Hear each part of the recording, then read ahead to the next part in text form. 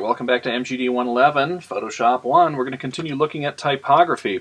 Now, we're going to do some more advanced tricks with our type. We didn't really have a lot of capabilities when we clicked on our type tool and highlighted some text here. We really only have a few controls here. There's a lot more than we can do with it. And so we need a certain palette over here to make that happen. So let's go to Window. And there's two palettes that we need that happen to come up together. One's called Character, and the other's called Paragraphs. Now you notice there's Character and Character Styles. We want the one that just says Character. And we click on that, we should get this floating palette. I'm just going to drag it into the stack here. I normally don't keep this one open because I don't use it that often. It also brought up adjustments and styles too, it looks like, so hey, that's kind of fun. But when we go to the Character palette here, if I highlight some text, you'll see we have a lot more options that are available to us. Here's Impact, that was the name of our font style, which this one doesn't have any choices for. There's our size, that looks familiar. And what's this here? Well, this is Auto, it says. This is our leading. So we can actually change the letter spacing. Keep an eye on the letters when I click on one of these numbers here. Notice it went, the lines got really squished together. Anytime that your leading is less than the size of your type, there's a good chance the lines are going to run together. So I'm going to use my little handy-dandy arrow here to increase that. And you'll notice now we have a nice looking block of type here. So that's where we can control that. Now this only works within a single type block. I can't change the leading between this San Francisco 2014 and Ron's Summer Vacation. Why? Because remember, those are two separate layers, two separate type blocks. So this only works within a particular block. We also have, I'm going to move to a different layer here, the Ron's Summer Vacation. I'm going to highlight that one. Some additional tools that we have here where it says metrics. What is that? Well, that has to do with how the letters line up next to each other. You notice we have a V and an A that are sort of overlapping here. We're allowed to sort of modify the way these letters interact.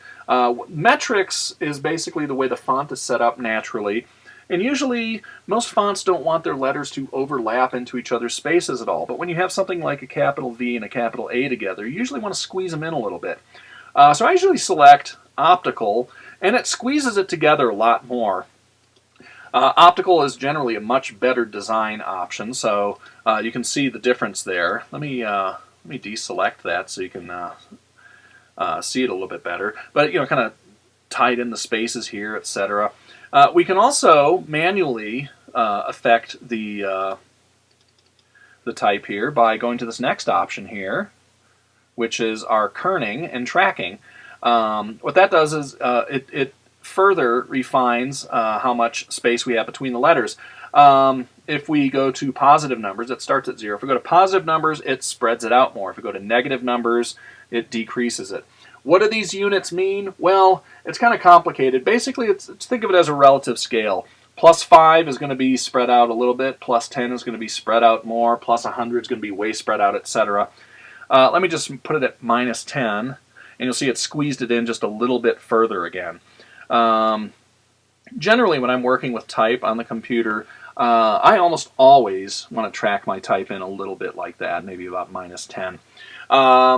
Another thing, and it depends on the font, by the way, another option we have here too, I'm going to select a different block here.